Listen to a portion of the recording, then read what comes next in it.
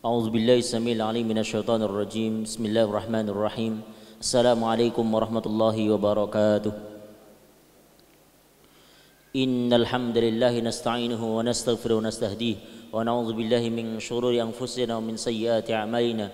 May yahdihillahu fala mudilla lahu wa may yudlil fala hadiya lahu. Asyhadu an la ilaha illallah wahdahu la syarika lahu wa asyhadu anna Muhammadan abduhu wa rasuluhu la nabiyya ba'dahu. Allahumma salli wa sallim wa barik ala nabiyyina Muhammad wa ala ali sayyidina Muhammad kama sallaita ala Ibrahim wa ala ali sayyidina Ibrahim fil alamin innaka Hamidum Majid.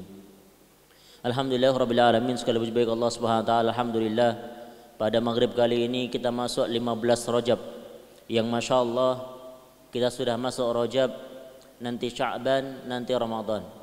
Kalaulah tadi pagi ada berita dari Muhammadiyah bahwa saya mengumumkan tanggal 24, ya, lebih tepatnya 24, biarpun kalau kita lihat kalender 23, tapi Muhammadiyah sudah menentukan dengan hisabnya yaitu 24. Nanti di April kita akan masuk ke tanggal 1 Ramadan.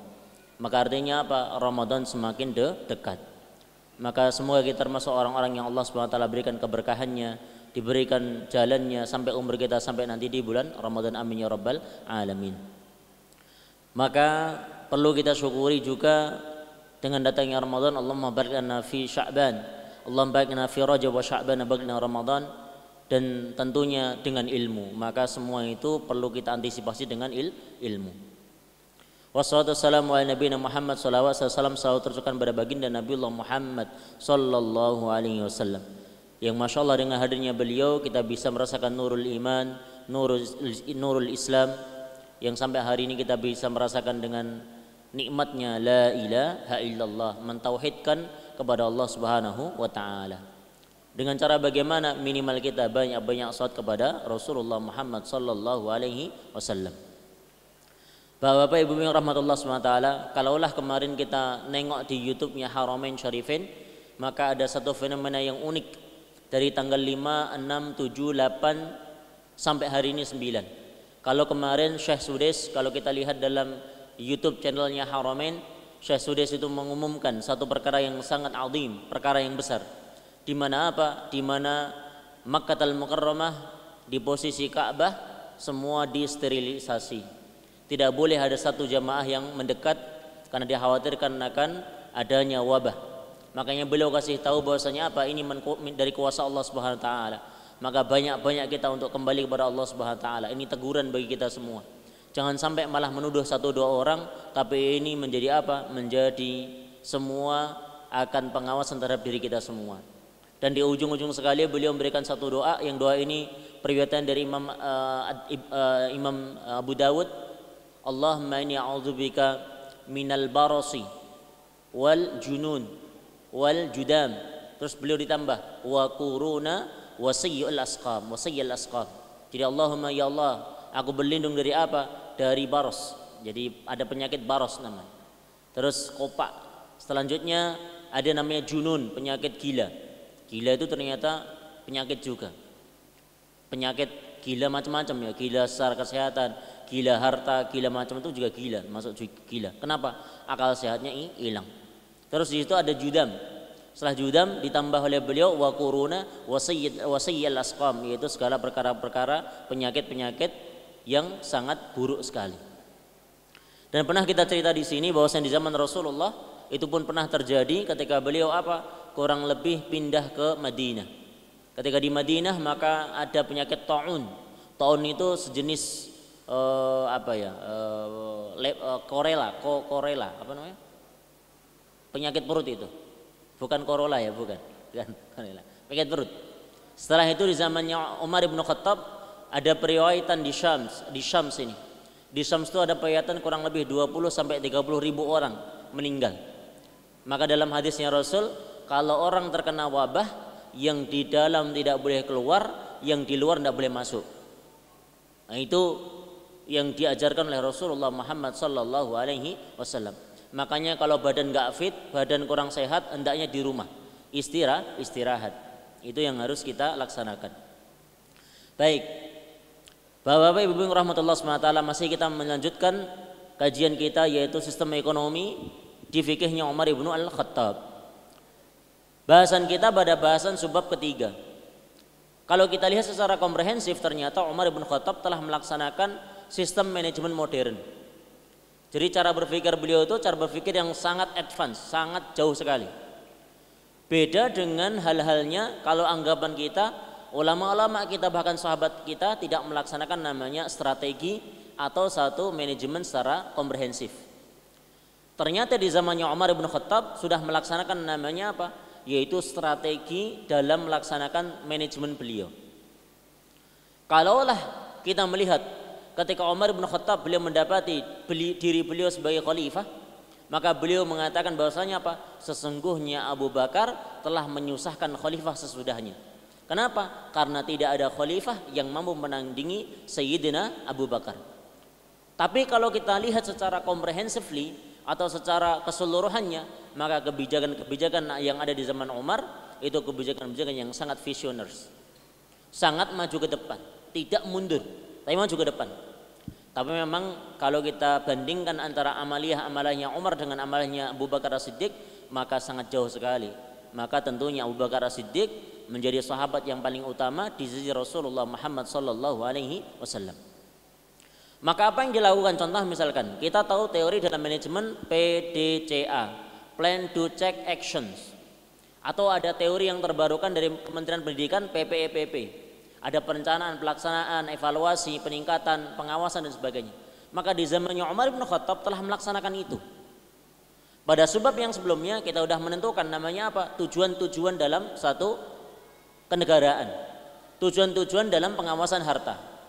Jadi bahasan kita ini di bab kelima dalam buku ini terkait tentang apa? Al-mal, yaitu harta. Maka di zaman Umar bin Khattab beliau telah melaksanakan minimal 3 hal. Plan, do, check actions, ditambah satu lagi bagaimana beliau mengawasi. Maka yang kemarin kita sudah bahas terkait tentang apa? Tujuan-tujuan pokok pengawasan harta. Setelah tujuannya diletakkan, misalkan gini, yang belum nikah, yang masih jomblo, kira-kira 5 tahun menikah, 10 tahun menikah, 15 tahun menikah itu ada tujuan-tujuannya atau enggak? Ada. Maka kalau Anda belum nikah kok belum Anda letakkan itu, maka Anda akan tidak punya arah tujuan. Ditanya sama istrinya, "Mas, ada apa? 5 tahun depan kita mau apa?" "Jalani aja hidup ini, jalani hidup aja ini." Wah, kelihatan kalau tidak punya tujuan. Harus tegas 5 tahun ke depan. Bismillah, 1, 2, 3, 4, 5, 6. 15 tahun 10 tahun ke depan apa? Tuh 2, 3. Kita haji masih muda. Jadi punya satu planning yang jelas, punya perencanaan yang jelas, tujuan hidup jelas. Makanya kalau saya pribadi dengan istri akan berbisik pertama kali, "Mah, 10 tahun ke depan mau ngapain? 5 tahun ke depan ngapain? 10 ke depan, 15 tahun ke depan ngapain?" Maka target itu sudah ditujukan tuh 2, 3, 4. Maka yang pertama kali apa? Orientasinya adalah untuk ibadah. Maka di antara beberapa hal dulu ketika kuliah kita diminta oleh dosen buat namanya mapping of life. Mapping, memetakan kehidupan ini. Makanya dalam pikiran saya ketika 45 tahun saya sudah harus berhaji. Makanya pertama kali nikah bisik sama istri, "Yuk kita nabung buat haji. Bismillahirrahmanirrahim, nabung haji."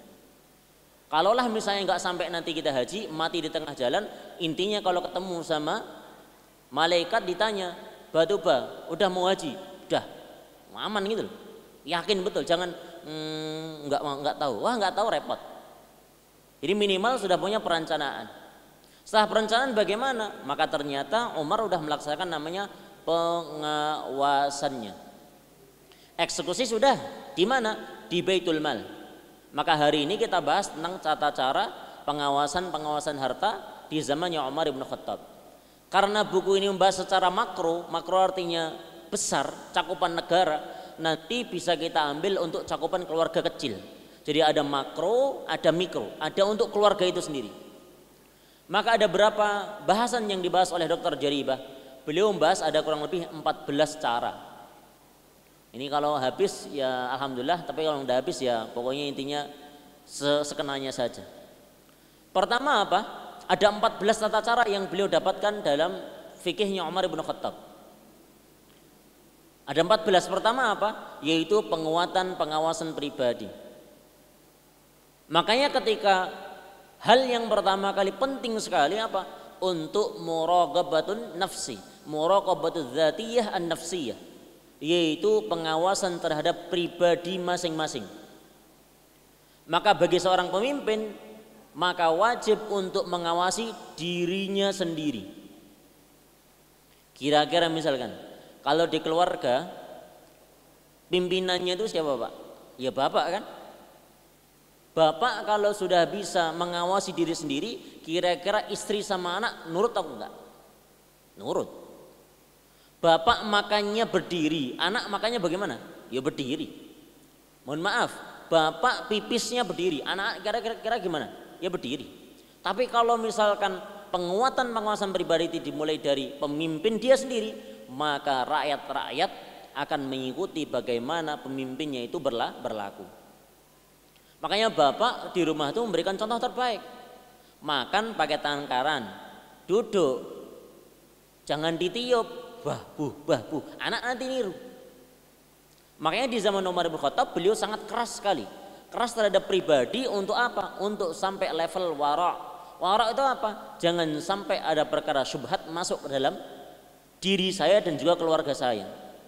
Maka kayak contoh misalkan Abdullah bin Umar. Ada anak beliau namanya Abdullah bin Umar. Suatu ketika Abdullah bin Umar itu apa? Hendak memakan 3 biji dari kurma. Mau dimakan gini. Tahu-tahu datang Umar melihat. Tahu kalau bahwasanya kurma itu adalah kurma dari sedekah, kurma dari Baitul Mal, maka apa Pak yang dilakukan? Diambil paksa, taruh lagi. Dibilangnya apa? Engkau makan bukan apa yang menjadi hakmu. Ya namanya anak kecil, Abdullah bin Umar nangis Pak. Anak kecil kan? Jadi dilarang betul.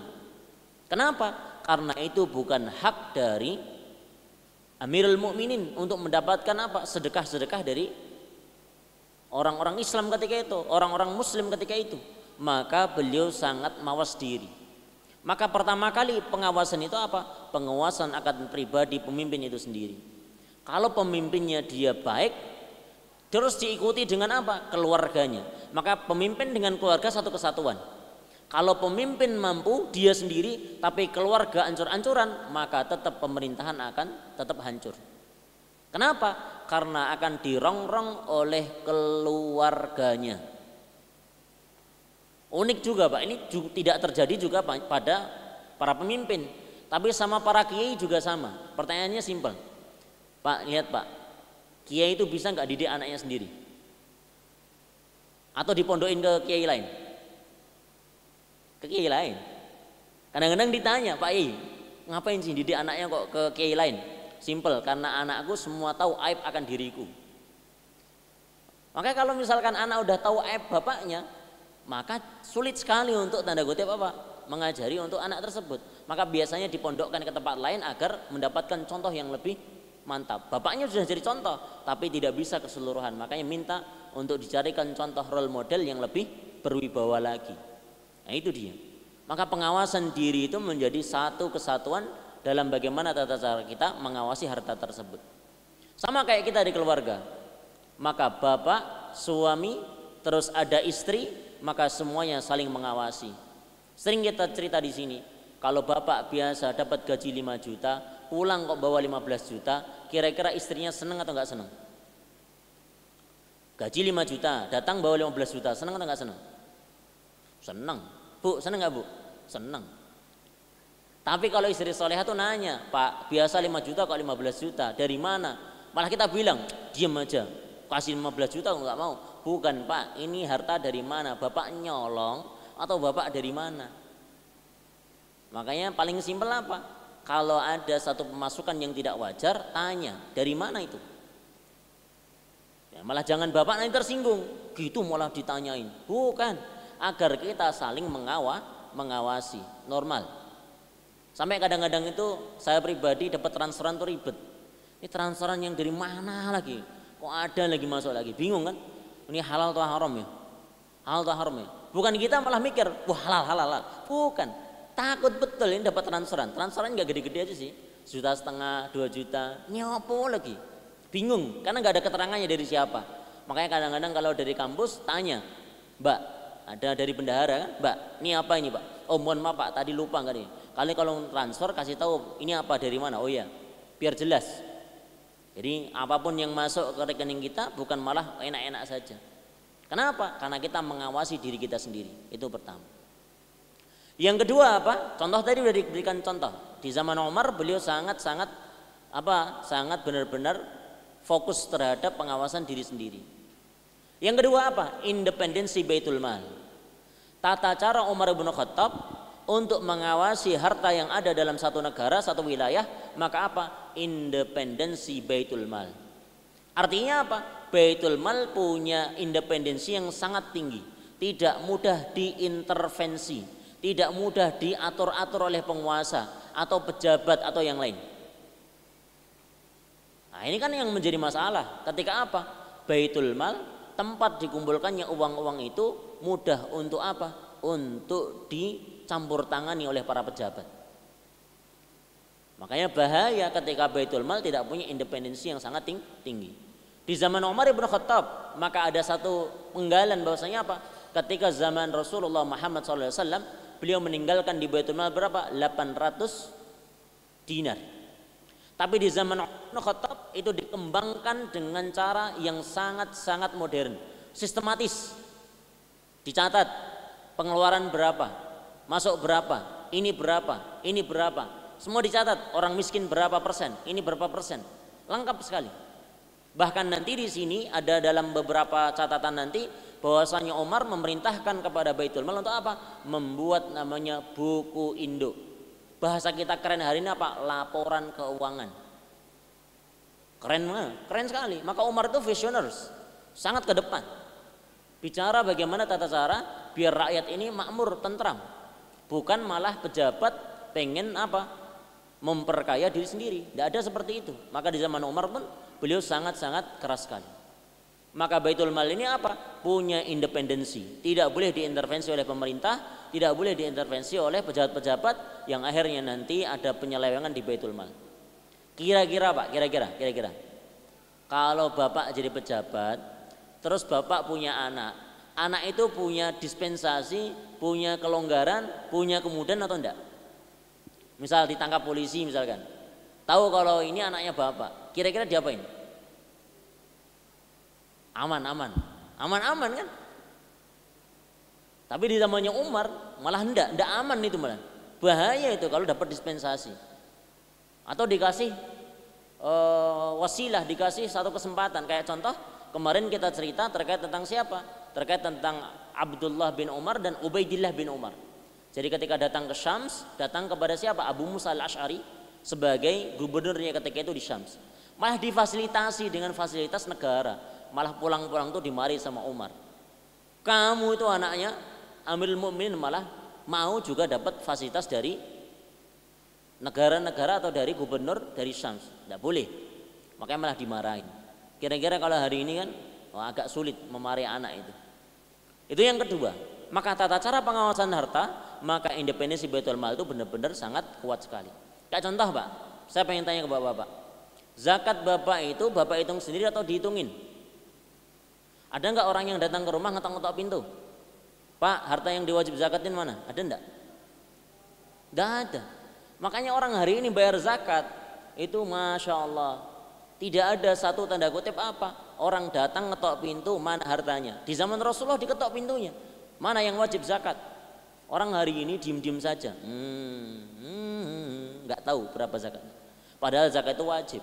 Kenapa? Zakat itu kotoran, maka dengan cara dibersihkan itu maka kita menjadi suci. Maka biar kita suci dari kotoran-kotoran itu, makanya ada hak orang-orang dalam zakat tersebut. Itu dia. Maka Baitul Mal itu independen, dipilih orang-orang yang independen betul. Yang ketiga apa? Membuat buku induk. Apa catatannya? Cuma dua, pemasukan, pengeluaran, diawasi betul. Jadi BPK itu ya sudah berlaku ketika itu. Siapa itu?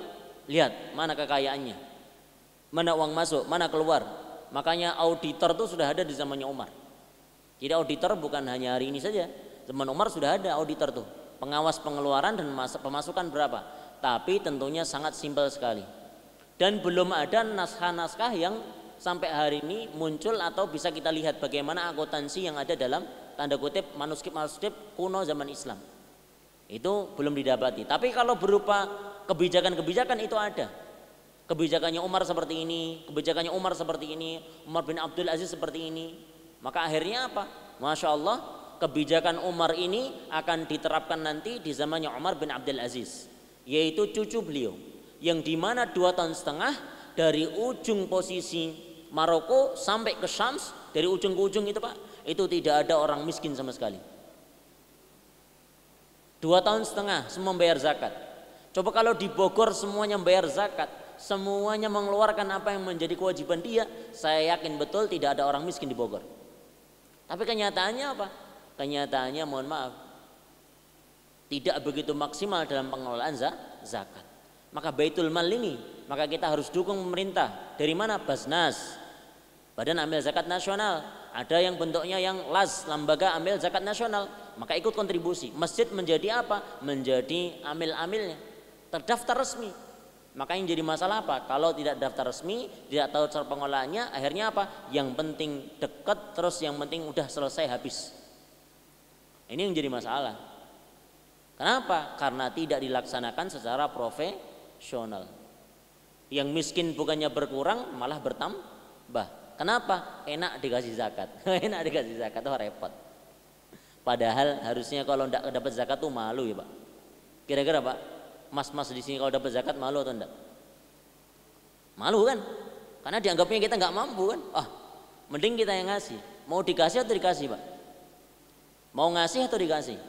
Ngasih lah. Al-yadul ulya afdal wa khairun min yadid sufla. Tangan di atas selalu lebih baik daripada tangan di bawah. Maka di sini ada kebijakan apa? Membuat buku induk di zaman Umar ibn Khattab. Jadi beliau sudah membentuk buku itu. Ditunjuk khusus kamu ya yang nulis, siap. Kamu yang nulis. Sebagaimana Rasul juga menunjuk sahabat namanya siapa? Namanya Hudzaifah al-Yamani. Hudzaifah al-Yamani ini khusus sahabat yang catat orang-orang munafik. Kira-kira ngeri Pak? Ngeri nggak Pak? Kalau dicatat nama kita sebagai orang-orang munafik, wah ngeri banget. Untung nggak ada yang nyatat hari ini kita orang munafik enggak. Subuhnya datang enggak, Isya ada enggak. Wah kacau kali kita. Untung aman-aman aja kita. Tapi jangan sampai kita merasa aman dalam apa? Sifat-sifat kemunafikan itu. Maka selalu kita harus perangi. Maka pengawasan pengeluaran dan masukan itu dilihat betul, detail, teliti. Angka ini berapa? Angka ini berapa? Kwitansi palsu, kwitansi palsu. Nambahin. Bensin segini kok tahu segini. Wah, ini kacau. Makanya kejujuran yang ada di zaman Umar itu sangat dijunjung tinggi. Yang keempat apa? Penghitungan akhir. Maka di zaman Umar bin Khattab semua dihitung. Setelah ada pemasukan, ada pengeluaran, terus dihitung akhir. Makanya bahasa kita tuh balance atau enggak. Pencatatan keuangannya itu sudah balance atau enggak. Makanya kalau kita di kuliah itu biasa kalau kita belajar pengantar akuntansi 1, pengantar akuntansi 2, itu wajib mahasiswa untuk bisa membuat namanya apa? Balance sheet, neraca. Kalau enggak bisa seimbang, kalau enggak bisa posisi aset sama posisi liabilities itu enggak seimbang, maka artinya ada yang salah. Makanya enggak lulus dia PA1, PA2. Mohon maaf ya kalau mahasiswa enggak lulus ya. Makanya belajar yang betul. Padahal itu simpel sekali. Di zaman Umar udah melakukan itu. Penghitungan akhir. Dia match nggak? Balance nggak? Namanya juga balance sheet, neraca. Neraca terus bagaimana? Ya harus seimbang. Neraca kok gini? Kurang 13.000 kemana ini? Wah kacau. Makanya harus belajar. Maka jangan dikira dalam Islam tidak ada hitung-hitungan. Ada dalam Islam hitung-hitungan. Ini contohnya Umar bin Khattab. Apalagi di zaman Rasul ada namanya mawaris, warisan. Wah ini harus tahu. Kita ini kadang-kadang tidak tahu. Giliran kalau udah meninggal rebutan warisan tidak tahu hukum. Makanya banyak di antara keluarga muslim habis selesai orang tuanya meninggal hancur juga tuh keluarga. Gara-gara apa? Pada cakar-cakaran untuk mendapatkan warisan. Padahal warisan udah diatur. Wah kacau ini. Makanya dihitung betul hasil akhirnya. Ada tutup buku tahun ini berapa, tahun ini berapa. Nah ini dilaksanakan. Keempat itu. Yang kelima apa? Yang kelima adalah pengawasan umat. Jadi Umar tadi udah melakukan pribadi, terus setelah itu Baitul Mal. Setelah Baitul Mal tentunya apa? Posisi pengawasan untuk umat. Umat kalau diawasi kira-kira akan baik, akan runut atau tidak runut? Akan runut. Mohon maaf, misalnya simpel saja. Kita punya pekerja di rumah gitulah, atau tukang batu atau macam-macam lah. Kalau pas ada mandornya itu rajin atau enggak rajin? Rajin. Tapi kalau pas mandornya hilang kira-kira, ya udah tinggal rokokan aja, ngopi-ngopi nggak jadi-jadi itu. Tapi kalau ada mandornya, diawasi betul. Wah, coba kalau di awal dia benar-benar yakin kalau kita diawasi. Coba kira-kira kita ini diawasi apa enggak oleh Allah? Awasin, ini, ya enggak? Makanya kita itu selalu berempat. Kita sendiri, malaikat dua, sama satu lagi jin yang nempel pada diri kita, jin korin namanya. Maka nempel nih. Makanya jangan takut Pak, Bapak jangan takut. Kamu ke kuburan ya, jangan takut sendirian. Enggak sih, berempat kok sendirian. Berempat kan? Betul nggak sih? Kita sendiri, saya, terus dua malaikat kanan kiri, satu lagi mana? Jin korin. Ini kok Bapak takut sama tuyul, takut sama genderuwo? Kan kita berempat. Orang tak aneh betul loh. Kira-kira Pak, kalau kita banding-bandingkan, malaikat dua di kanan kiri ini sama jin yang lewat depan kita itu lebih keren mana? Lebih keren mana kira-kira? Malaikat kita kan? Keren kan? Loh kok kita takut sama tuyul yang nggak jelas gitu loh. Nah, makanya kadang-kadang kita nggak pernah mikir itu. Coba kalau mikirnya kayak gitu, lebih keren malaikat samping kanan samping kiri. Jin itu nggak jelas sama tuh. Ngapain juga kamu nongol di sini? Nggak takut tuh sama dua malaikat ini. Kan gitu. Tapi kenyataannya apa? Kita takut duluan. Ini dia pengawasan umat. Maka umat ini perlu untuk diawasi. Kira-kira Pak, kalau Bapak nanam padi, rumput juga tumbuh atau enggak? Tumbuh. Maka perlu diawasi itu, perlu disiangi. Disiangi itu apa ya? Dicabuti. Makanya kalau ketika Bapak menjadi seorang guru, Bapak menjadi seorang bapak, ya jangan tanda kutip apa? Tanda kutip, pokoknya harus semuanya bagus. Kalau tidak diawasi tidak bisa. Maka tanaman yang dirawat oleh petani, oleh si pemilik tanaman itu, maka dia akan tumbuh dengan baik. Kalau pemimpin, dia memimpin dan dia menjaga siapa yang dipimpinnya itu umatnya, maka umatnya akan mengikuti dirinya. Nah, makanya kadang-kadang hari ini lucu. Ustadz udah kajian susah, tidak bisa ketawa. Pakai jenggot lagi kayak gini, nggak ada namanya ketawa-tawa, ngaji serem-serem banget. Repot kan? Orang udah ada masalah di rumahnya, dimarahin istri, punya utang, tadi ban bocor, nggak ada ketawanya sama sekali, repot. Tapi perlu diawasi, umat perlu diawasi. Bagaimana caranya? Maka dua cara di zaman Umar. Pertama satu, pengawasan pra amar ma'ruf. Makanya beliau ada dua instrumen, amar ma'ruf, nahi mungkar. Orang banyak di posisi pertama, amar ma'ruf, nyuruh kepada kebaikan, mudah kan? Tapi kalau mencegah pemberantasan kemungkaran, orang pada ogah-ogahan. Tapi ya harus, mau tidak mau ya harus, pelan-pelan. Cara pemberantasan kemungkaran. Makanya ada dua instrumen, pengawasan pra amar ma'ruf dan pengawasan terkait tentang apa? Nahi mungkar. Sesuai apa tidak? Makanya semua itu harus diatur dengan baik di sini. Umat juga harus diawasi. Kayak contoh misalkan kita lihat di Bogor belum ada ya. Kalau pas Jumatan itu enggak ada orang ditangkap ya. Ada nggak Pak? Jumatan itu mamang angkot tuh tangkepin yuk kira-kira. Jumatan dulu Pak. Insya Allah berkah Pak. Malah masih narik aja. Tenang aja Pak. Rizki udah ditanggung sama Allah. Oh enggak, ini harus narik. Tenang aja Pak. Ini tapi enggak ini juga, enggak umpan juga. Makanya perlu kayak gitu. Puasa juga, puasa itu harus juga ditegakkan gitu. Ini yang kelima. Yang keenam apa? Pengawasan terhadap pejabat. Ini bahasanya panjang sekali Pak, tapi saya ringkas. Di zaman Umar tuh sangat ketat sama namanya pejabat. Ketatnya minta ampun. Jadi zaman Umar itu pejabat tuh malah dikasih 4 hal. Sangat-sangat rigid sekali. Jadi kalau jadi pejabat zamannya Umar itu bukannya malah mendapatkan keenakan, tapi apa? Susah betul. Kira-kira cepat aja mau turun. Orang hari ini kalau dapat jabatan enak atau enggak enak? Oh enak. Padahal itu zaman Umar tuh nggak enak sama sekali. Kenapa? Ditagih tiap hari. Pertama satu, pra pengawasan. Beliau sebelum menerapkan pengawasan ada pra pengawasannya. Apa itu? Penghitungan kekayaan terhadap pejabat-pejabat sebelum ditunjuk.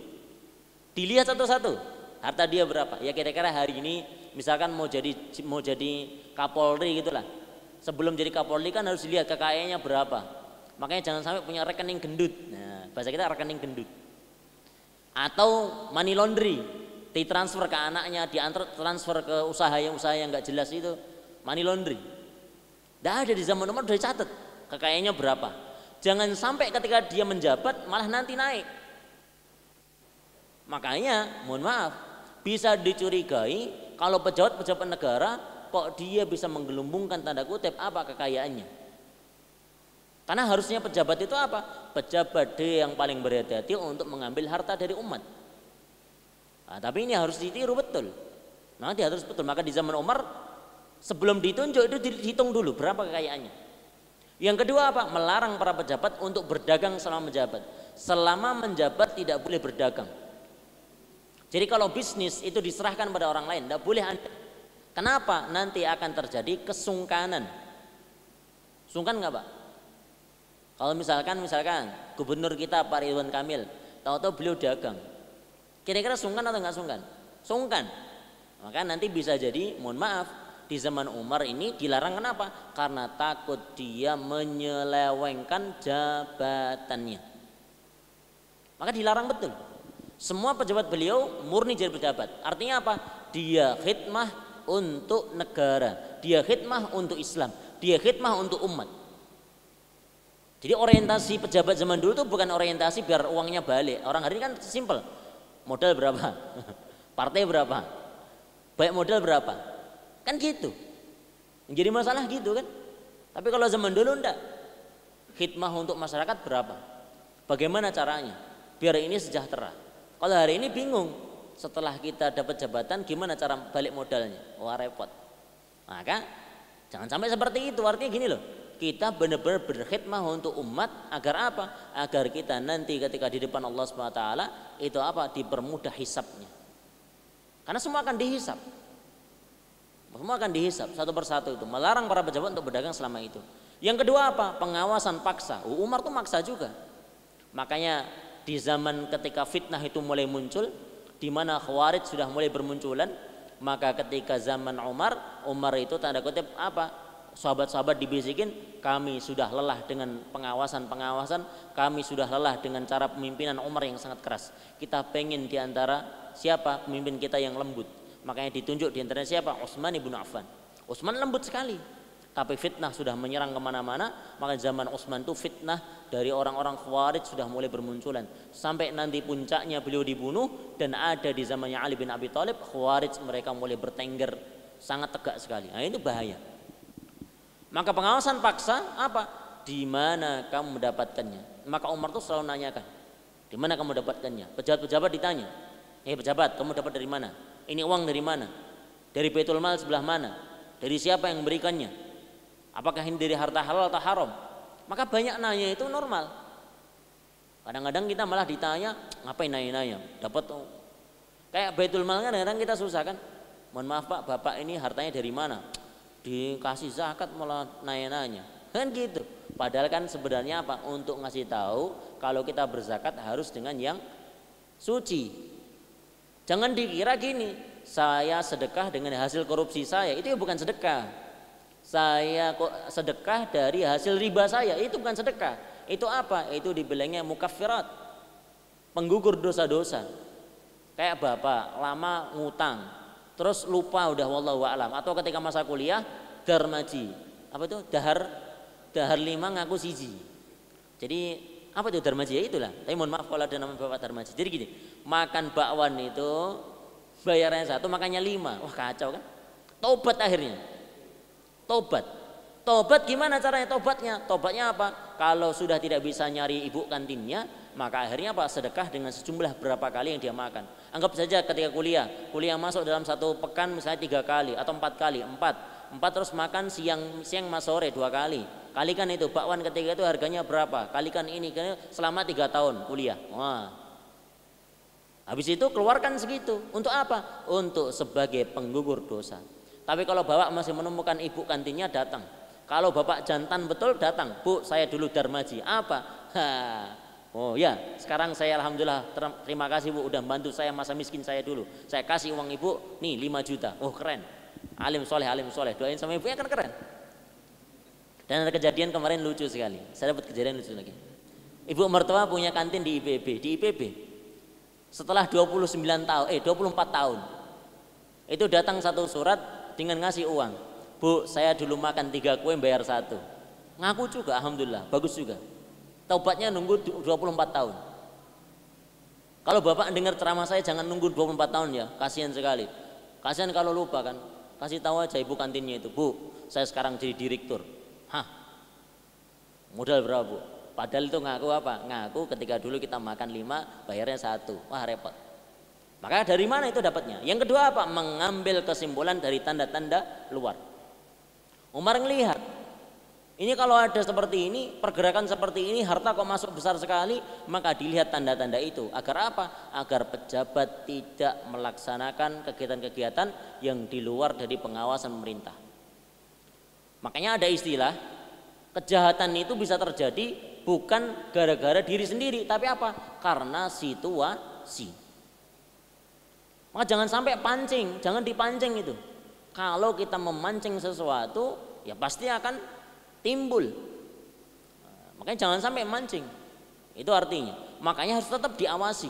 Kalau harta muncul datang masuk banyak, diawasi agar apa? Agar pejabat ini tidak mendapatkan kesempatan untuk mengambil hartanya. Nah ini dia. Makanya dilihat tanda-tanda itu biar semua dilaksanakan dengan baik. Yang ketiga apa? Kunjungan mendadak. Ada sidak juga. Umar tuh sering sidak. Ada sidak. Bahkan saya tutup dengan cerita yang terakhir. Saya ada yang lain sebenarnya 7, 8, 9, 10, 14. Cerita terakhir itu gini. Suatu ketika Umar bin Khattab ingin beliau melantik gubernur beliau. Tapi suatu ketika sehari sebelum dilantik, beliau dapati gubernur tersebut ya mufaji itu langsung set gitu. Dia sedang marahi anaknya. Jadi anaknya dimarahi Pak. Dimarahi dengan marah yang tanda kutip apa? Menghardik gitu, menghardik. Ya dia ngomong-ngomong kasar lah pokoknya gitu, bahasa kita ngomong kasar lah. Maka ketika Umar bin Khattab tahu bahwasanya ada salah satu calon gubernur beliau ini mau diangkat tapi ternyata menjadi anaknya, maka besok tidak jadi dilantik. Kenapa? Karena aku mendapati seorang pemimpin, seorang nanti menjadi gubernur yang dia tidak belas kasih sama anak-anak. Makanya ternyata Umar Pak, setegas-tegasnya Umar sama anak kecil, mantap. Ya, cium anak. Makanya ada satu kisah ketika kita melihat ketika beliau datang ke satu pasar kepada Aisyah, bukan Aisyah istri Rasul ya, ada Aisyah yang lain. Jadi Aisyah ini pengawas pasar, tapi Umar datang terus bilang sama anak-anak, "Hei anak-anak, mau ikut Aisyah atau ikut saya?" Maka jawaban anak-anak, "Aku ikut engkau wahai Umar." Dan 10 orang anak itu apa? Memegang satu persatu dari jubah beliau. Senang sekali, guyup gitu loh. Bukan kayak kita, anak-anak datang tuh, "Mau ramai aja gini." Ngajari juga enggak, ngasih permen juga enggak, marahnya minta ampun. Apalagi pas Ramadan itu, "Kalau tarawih jangan tarawih sini." Ya Allah, padahal lebih baik datang ke masjid daripada datang ke mall kan. Apalagi nge-game diem aja. Maka anak-anak kalau diem tuh bahaya. Ngapain nge-game kan? Kacau sekali. Mending dia rame, Bismillahirrahmanirrahim, rame gitu. Maka kita didik anak-anak. Kalaulah tidak ada teriakan anak di masjid, mulailah Islam itu mundur. Tapi kalau ada teriakan-teriakan anak kecil, rame-rame, maka Islam itu akan bangkit lagi. Maka jangan meriang. Kalau ada anak kecil datang ke masjid, diatur baik-baik, diberikan pendidikan yang terbaik, itu dia. Nah ini zaman Umar tuh kunjungan mendadak, sidak, dan sepertinya. Saya kira cukup. Karena waktunya sudah habis, tutup dengan tasbih qaul majlis subhanakallah bihamdika, asyhadu an la ilaha illa anta, nastaghfiruka wa atubu ilaik. Assalamualaikum warahmatullahi wabarakatuh.